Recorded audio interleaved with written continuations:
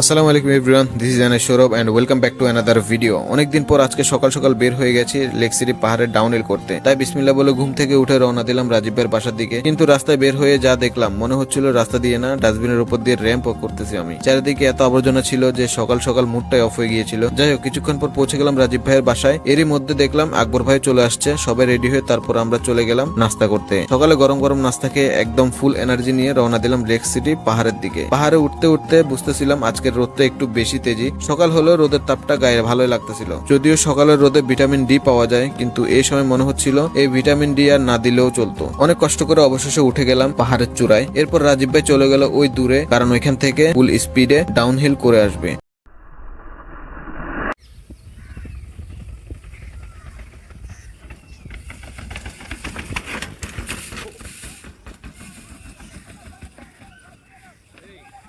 এরপর সেই ট্র্যাকে কয়েকবার চালিয়ে আমরা নিচে নামতেই দেখলাম আরেকটা নতুন ট্র্যাক। ঠিক তখনই দেখলাম আশিকও এসে হাজির। এরপর রাজীব ভাই আর আশিক ফুল স্পিডে সেই ট্র্যাক দিয়ে নিচে নামতে শুরু করলো। দূর থেকে দেখতেই ভয় লাগতেছিল, কারণ এইসব ডাউনহিলে অনেক রিস্ক বেশি।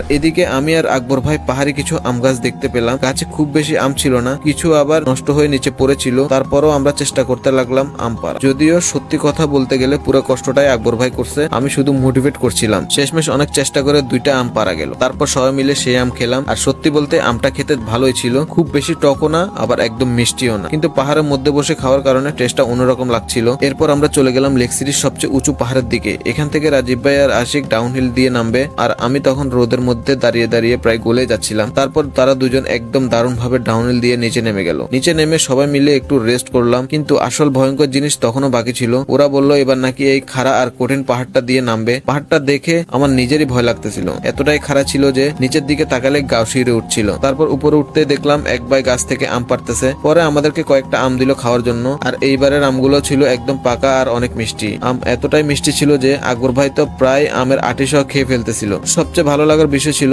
যাওয়ার সময় ওনারা আমাদেরকে আরো অনেকগুলো আম দিয়ে দিল। সত্যি বলতে পাহাড়ি মানুষদের ব্যবহার অনেক ভালো লাগে। এরপর রাজীব ভাই আর আশিক আবার প্রস্তুতি নিয়ে সেই ভয়ঙ্কর খারাপ ট্র্যাকটা দিয়ে একদম অনায়াসে নিচে নেমে গেল। দূর থেকে দেখে মনে হচ্ছিল এরা প্রতিদিন সকালের নাস্তা করার আগে একবার করে নামে।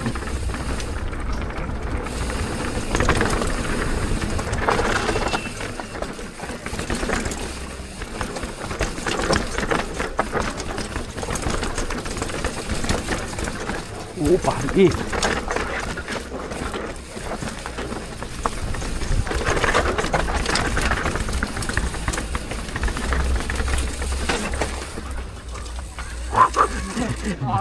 ভাই আমি কইতে কই গেছি।